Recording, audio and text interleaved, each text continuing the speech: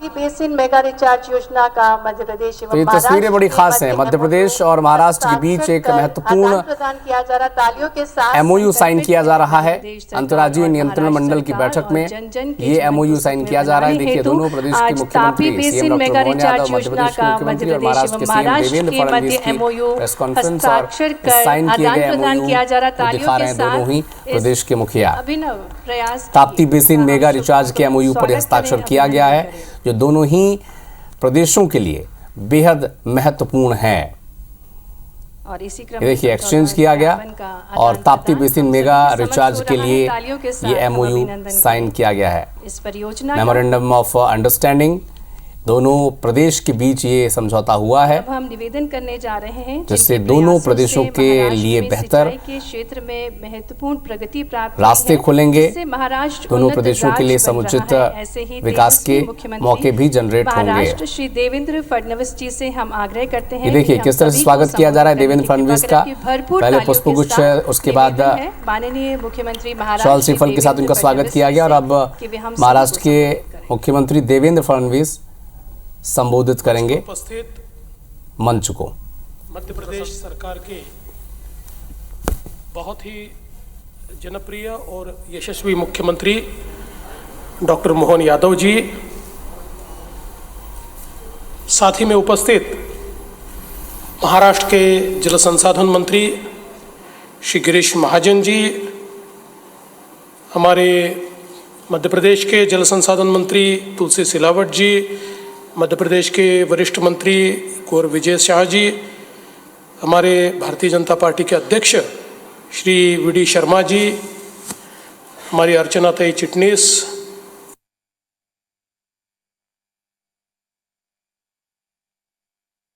और सभी यहाँ पर उपस्थित अधिकारीगण, सभी हमारे पत्रकार बहनों और भाइयों, दोस्तों, आज का दिन ये बहुत ही ऐतिहासिक दिवस है, क्योंकि कई वर्षों से जो ताप्ती मेगा रिचार्ज का प्रोजेक्ट संकल्पित हुआ था, किंतु किन्हीं कारणों से पीछे रहा था, आज उस पर दोनों राज्यों ने सहमति की है और हमने उस पर हस्ताक्षर भी आज किए हैं। आज इंटरस्टेट कंट्रोल बोर्ड की जो मीटिंग हुई, 25 वर्ष के बाद ये मीटिंग हुई है। इससे पहले 2000 में मीटिंग हुई थी। हालांकि भले ही बोर्ड की मीटिंग न हुई हो, लेकिन आधिकारिक तौर पर चर्चाएं लगातार चलती थी और करीबन 2016 में देश में मोदी जी की सरकार आने के बाद अंतर्राज्यीय पानी के समझौतों को एक बल दिया गया और उसके तहत उस समय हम लोगों ने वापस इसके ऊपर विचार शुरू किया। मैं आदरणीय डॉक्टर मोहन यादव जी का बहुत बहुत आभार व्यक्त करता हूं कि उन्होंने इसमें बहुत रुचि दिखाई और बड़ी तेजी के साथ इसको इस स्तर तक उन्होंने लाया। नदी के पैरेलली पूरा जाता है और उसके कारण एक रिचार्ज की क्षमता ये निर्माण हुई है। और हम लोगों ने जब साइट पर जाकर देखा था तो ऐसा ध्यान में आता है कि मानो कोई गुप्त नदी बहकर आती है और वो पानी कुएं में जाता है और लगातार 24 घंटे पानी जाने के बावजूद भी कुएं की लेवल नहीं बढ़ती। इतना पानी उसको शोषने की ताकत ये सारे फॉल्ट के अंदर है। तो इसी के चलते इस परियोजना के कारण मध्य प्रदेश को और महाराष्ट्र दोनों को बड़ा फायदा होने वाला है। करीब 1,31,000 हेक्टेयर जमीन मध्य प्रदेश की और 2,30,000 हेक्टेयर जमीन ये महाराष्ट्र की सिंचाई के तहत आने वाली है।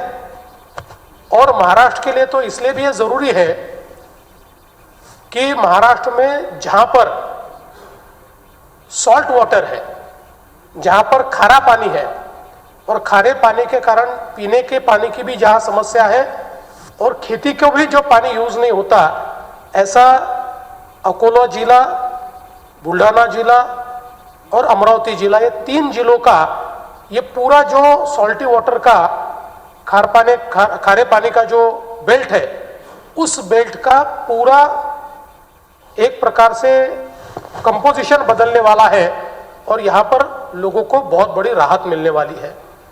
तो मैं ऐसा मानता हूं कि दोनों राज्यों के लिए एक बहुत बड़ी इस प्रकार की योजना, जिससे किसानों का भी जीवन बदलेगा और साथ साथ जो पीने के पानी है, उसके साथ साथ इंडस्ट्री का पानी है, तो एक प्रकार से पूरी अर्थव्यवस्था को बदलने वाला ऐसा ये अंतर्राज्यीय हम लोगों ने प्रोजेक्ट साइन किया है।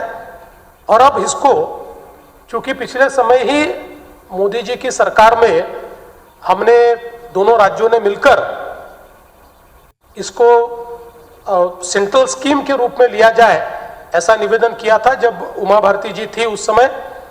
तो अब हम दोनों मुख्यमंत्री केंद्र सरकार के पास जाएंगे और उनको ये निवेदन करेंगे कि केन बेतवा की तर्ज पर इसको भी अंतर्राज्यीय परियोजना के तहत जो केंद्र सरकार की मदद है, उस मदद के फॉर्मूले के तहत इसको भी लिया जाए।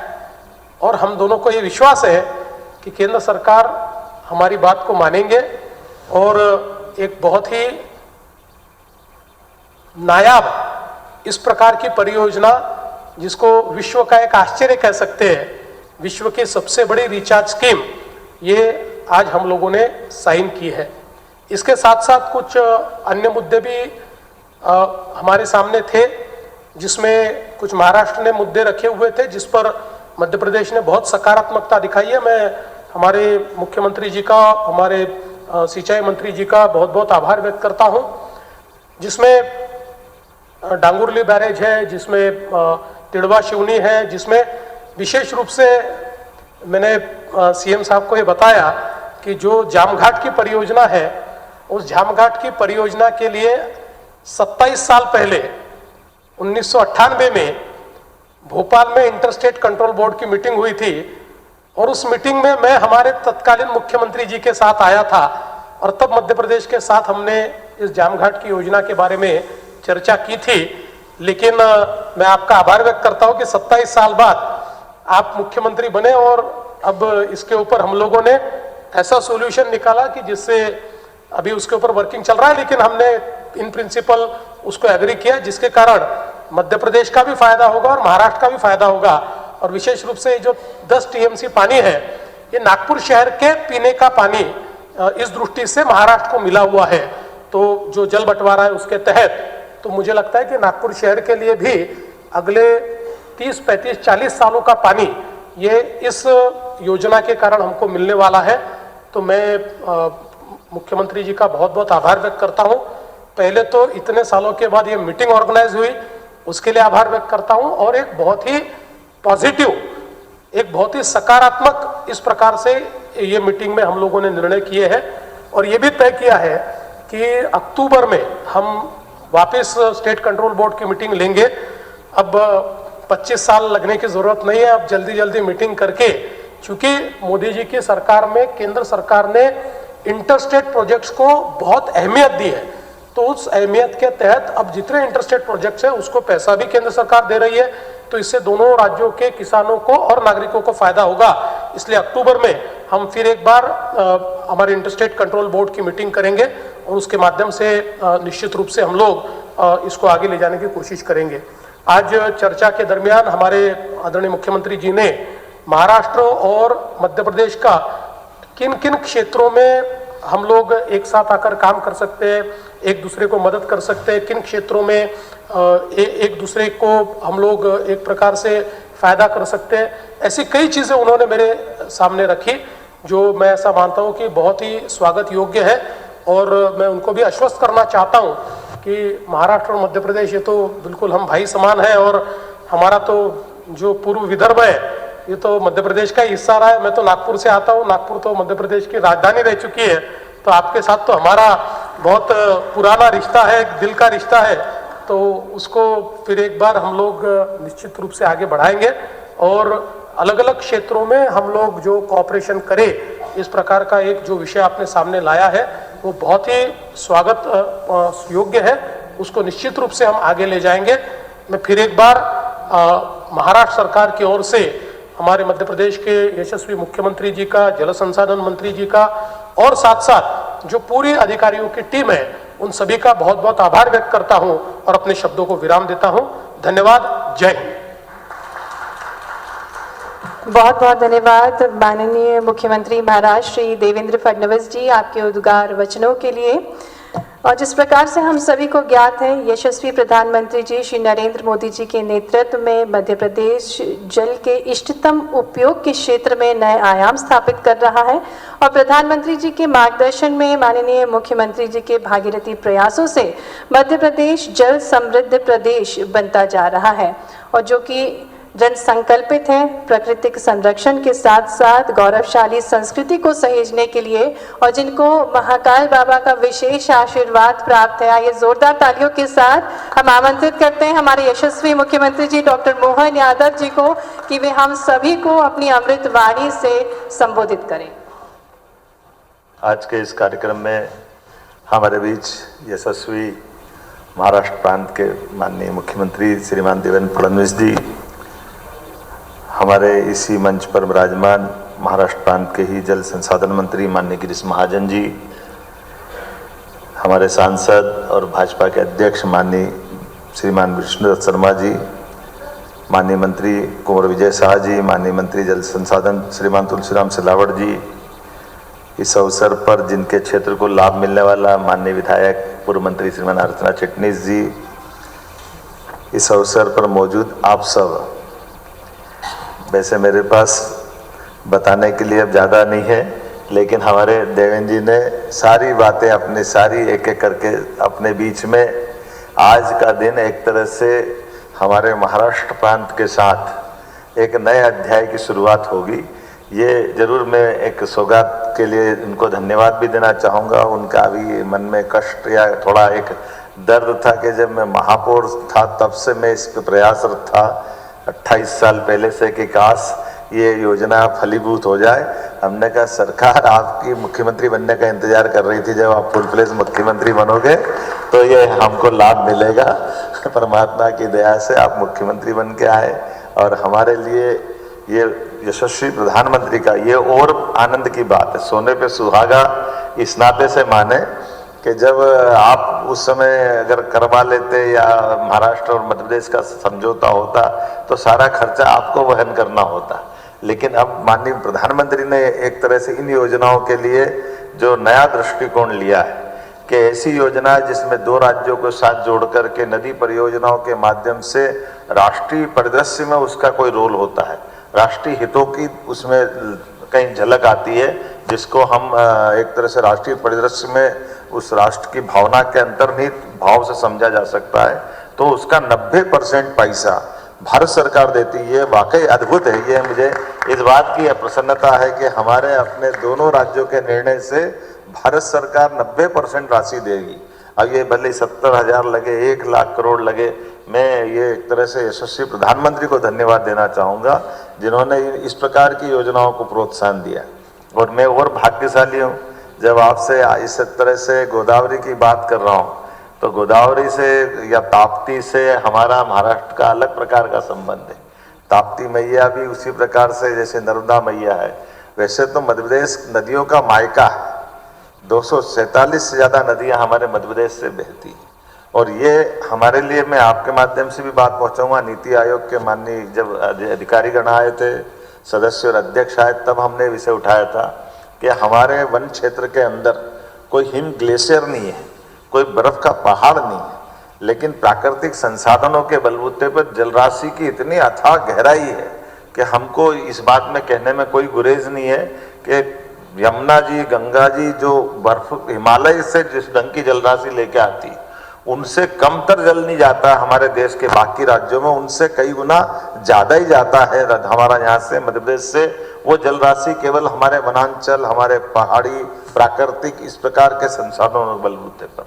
तो जब हम अपनी बात जलराशि की बात करते हैं तो कई अर्थों में वन संरक्षण को लेकर के राष्ट्रीय परिदृश्य में बाकी राज्यों की भूमिका भी देखते हैं। जब मैं अपने राज्यों की तरफ से देखता हूं तो एक तरफ से कौन सा ऐसा राज्य नहीं है जहां हमारी बड़ी नदी नहीं जुड़ी है और उन राज्यों को लाभ नहीं मिल रहा है। जैसे अभी हमने थोड़े दिन पहले ही 25 साल से, जैसा आपने कहा ऐसे 25 साल से हमारा तो आपका मुकदमा नहीं चल रहा था, लेकिन राजस्थान सरकार के साथ तो high court, supreme court, Parvati, Kali Sindh, Chambal योजना में 25 साल से इसी बात का झगड़ा चल रहा था कि ये पानी हमारा, ये पानी हमारा। अरे रहीमन पानी राखिए, बिन पानी सब सून, पानी गए न उबरे, मोती मानस चून। पानी तो चेहरे पे होता है, चेहरे के पानी से हमारे लिए आन बान शान होती है। हमारे लिए सौभाग्य की बात है, राजस्थान भी हमारा, मध्य प्रदेश भी हमारा, और हमारा एक बहुत बड़ा परियोजना का 70,000 करोड़ का पार्वती, काली सिंध, चंबल योजना के माध्यम से, जिसके कारण से हमारा पूरा चंबल का श्योपुर, मुरैना, ग्वालियर, शिवपुरी, गुना, राजगढ़, शाजापुर, देवास, इंदौर, उज्जैन और मंदसौर, नीमच तक रतलाम के साथ उसका लाभ मिलेगा, जिसमें पीने का पानी, औद्योगिकरण के लिए, सिंचाई के लिए, सब प्रकार के, और साथ में बिजली के लिए भी हमारे लिए वो जलराशि का बहुत अच्छा समझौता हुआ, जिसमें माननीय प्रधानमंत्री जी जयपुर से जुड़े।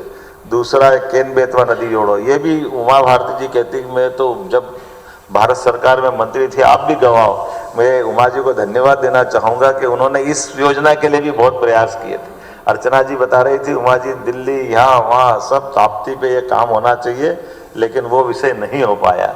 कोई बात नहीं, जब भाग्य हो तब हो जाता है। तो मैं मान के चलता हूँ कि केन बेतवा नदी के लिए भी उमा जी पूरे बुंदेलखंड की जीवन रेखा बदलने वाली वो बहुत बड़ी परियोजना, जिसमें 1 लाख करोड़, 50,000 करोड़ हमारे लिए, 50,000 करोड़ उत्तर प्रदेश के लिए, ये 5% हमको मिलाना, 45,000 करोड़ भारत सरकार दे रही है। यशस्वी प्रधानमंत्री ने खजुराहो में आकर आशीर्वाद दिया, जिसके माध्यम से हमारा दमोह, पन्ना, गुना और ये शिवपुरी को दोनों तरफ से लाभ मिलेगा।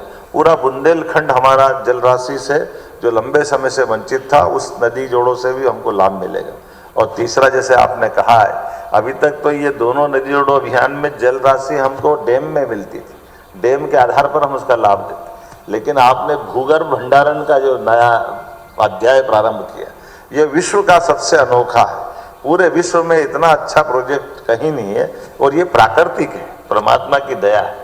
और ऐसे में जहां आपने बताया हमारा बुल्ढाना, अमरावती, ये बिल्कुल लगा हुआ पूरा कोला, और ऐसे हमारा अगर अपन कल्पना करें तो ये दीदी का हमारा खंडवा, बुरहानपुर, ये पूरा बेल्ट वास्तव में पानी 800 से 1000 फीट नीचे चला गया।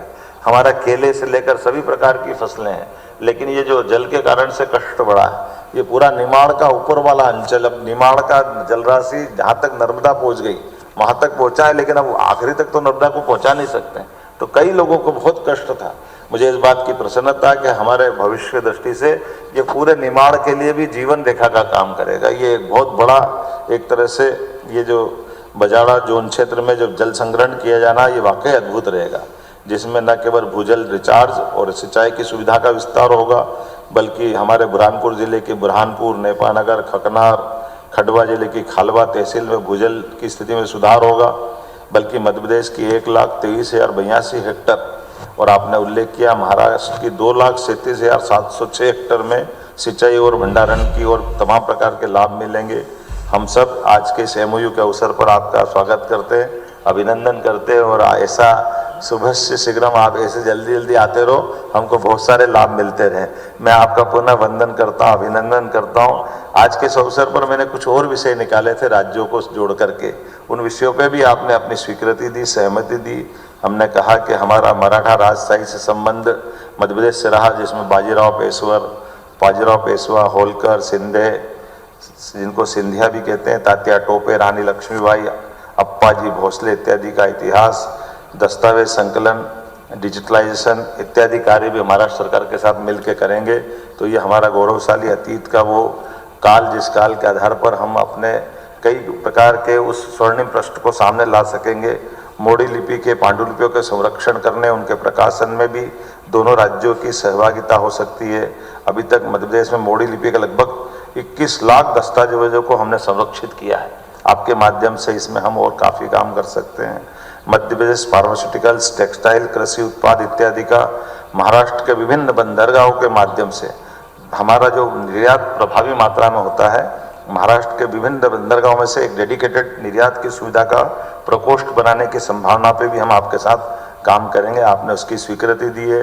मध्य प्रदेश के जबलपुर से महाराष्ट्र के नागपुर के मध्य एक डेडिकेटेड फ्रेट कॉरिडोर बनाने के माध्यम से मध्य भारत में माल परिवहन, भाड़ा, समय और लागत में अत्यधिक बचत होगी। इस हेतु नागपुर के मल्टी मॉडल लॉजिस्टिक पार्क को भी इस कॉरिडोर से जोड़ने में अत्यधिक लाभ होगा, मैं मान के चलता हूँ। आपने स्वीकृति दी है।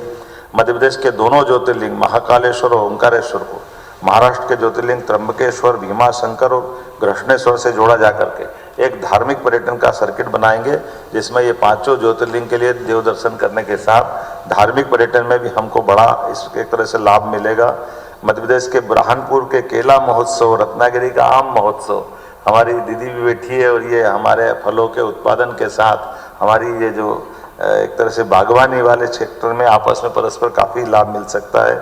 देवी अहिल्याबाई के सांस्कृतिक, धार्मिक, प्रशासनिक अवदानों को माध्यम से यथा नृत्य नाटिका, film, light and sound show, projection mapping इत्यादि के साथ साथ दोनों प्रदेशों के प्रमुख शहरों में आपस में साझा करके हमारी उस गौरवशाली अतीत की विरासत को मैं आपको धन्यवाद देना चाहूँगा। आपने महारानी अहिल्याबाई के लिए हम अपना कैबिनेट इस साल 20 मई को इंदौर राजवाड़ा में कर रहे हैं। 31 मई को बड़ा कार्यक्रम अपना भोपाल में होने वाला है और आप अहिल्याबाई की जन्म स्थान पर अपनी कैबिनेट करने वाले हैं यहाँ की आधार पर। तो ये एक तरह से अहिल्याबाई भी हमारा संबंध प्रगाढ़ कर रही, मैं आपको धन्यवाद देना चाहूँगा।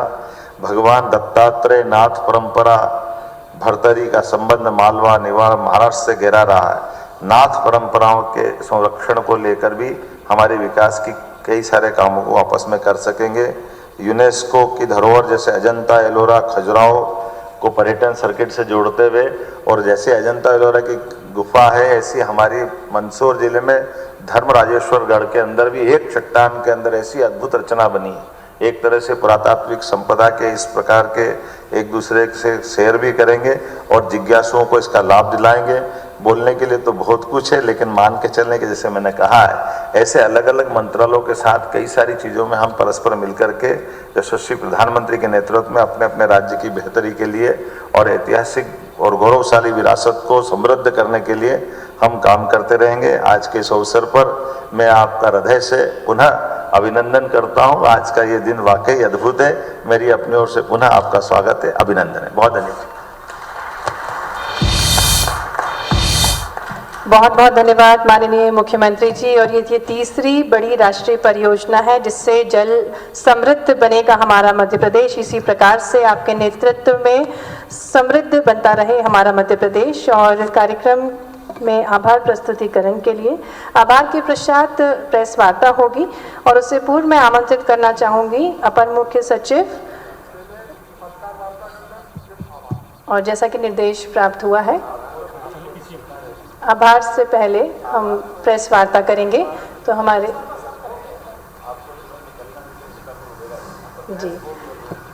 जी प्रेस वार्ता हम शुरू करते हैं और एक बार आभार प्रस्तुत करेंगे माननीय मुख्यमंत्री महाराष्ट्र श्री देवेंद्र फडणवीस जी का, जो हमारे बीच पधारे और तापी बेसिन मेगा रिचार्ज योजना का मध्य प्रदेश एवं महाराष्ट्र के मध्य MOU हस्ताक्षर करके आपने आदान प्रदान किया। दोनों राज्यों को और समृद्ध बनाने के उद्देश्य से ये समझौता किया गया। हम बहुत बहुत आभार प्रस्तुत करते हैं माननीय मुख्यमंत्री महाराष्ट्र श्री देवेंद्र फडणवीस जी का, साथ ही में जल मंत्री महाराष्ट्र श्री गिरीश महाजन जी का। और अब हम इसी कार्यक्रम को आगे बढ़ाते हुए प्रेस वार्ता की शुरुआत करने जा रहे हैं। पुनः स्वागत है माननीय मुख्यमंत्री जी का, माननीय जनजातीय मंत्री कुंवर विजय शाह जी का, माननीय अर्चना चिटनिस जी का। मंच पर बहुत बहुत स्वागत है। और अब हम हमारे जितने भी पत्रकार भाई यहाँ उपस्थित हैं प्रेस वार्ता की शुरुआत करते हैं।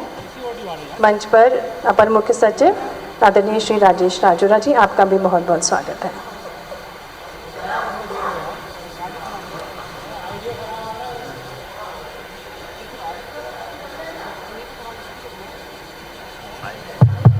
एक आधा कोई माइक होगा, कैसे करेंगे?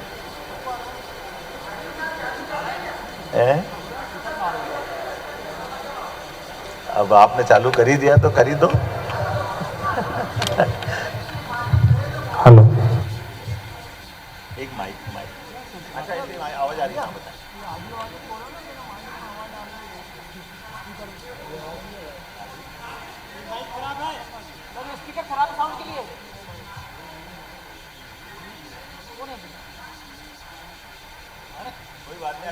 सर जब तक पहला सवाल हम पूछ लेते थे, ये जो अरे जरा पानी पे रहो, अभी जरा इस पे बात करो ना थोड़ा। नहीं, मैं उसी पे बात कर रहा हूँ।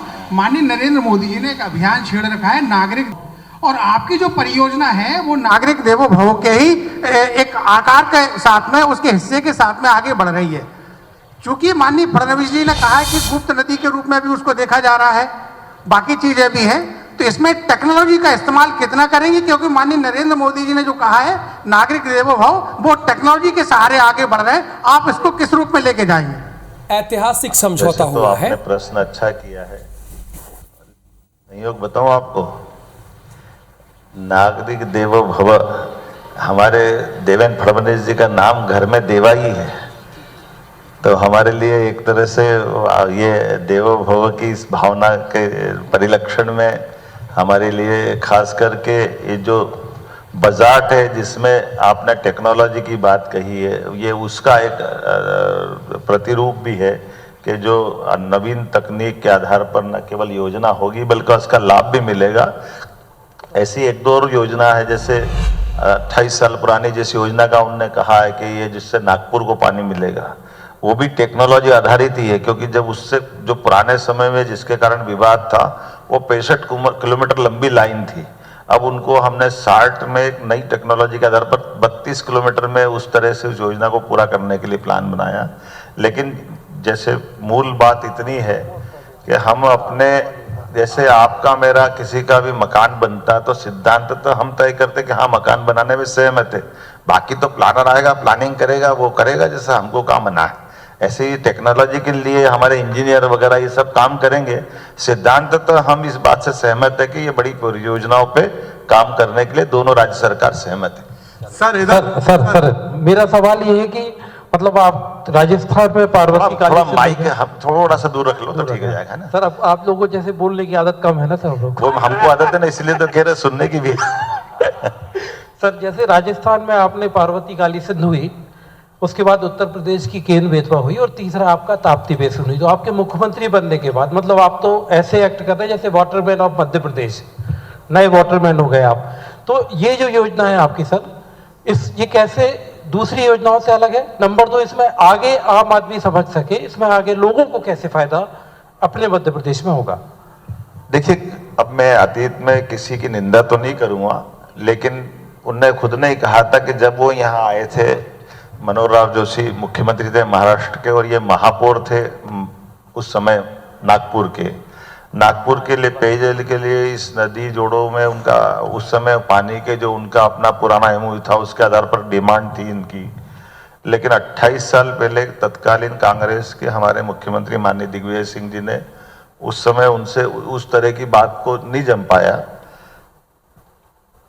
कोई बात नहीं, 28 साल हो गए, पानी तो रोज बहता, पानी कौन रुक रहा है? ना हम कोई उपयोग कर पाए ना वो कोई उपयोग कर पाए। तो हमने कहा बैठ करके अब जो हमारा पानी है, हमारे राज्य की जितनी चिंता है उसको चिंता दूर करते हुए बाकी का पानी एक्स्ट्रा है तो हम आपको दे सकते हैं।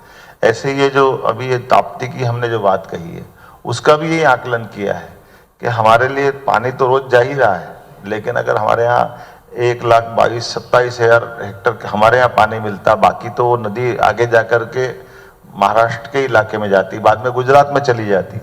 तो सदुर जलराशि का बंटवारा अगर कर ले तो अपने राज्य से राज्य के संबंध सौहार्द रहते हैं। आप कभी उल्लेखनीय रूप से माननीय प्रधानमंत्री ने इसको कोट करके बताया था कि जब आप आज अपन इस तरफ देखते हैं कि कर्नाटक और आंध्र, तमिलनाडु और तेलंगाना कई राज्य वर्षों से कोर्ट में लड़ रहे हैं।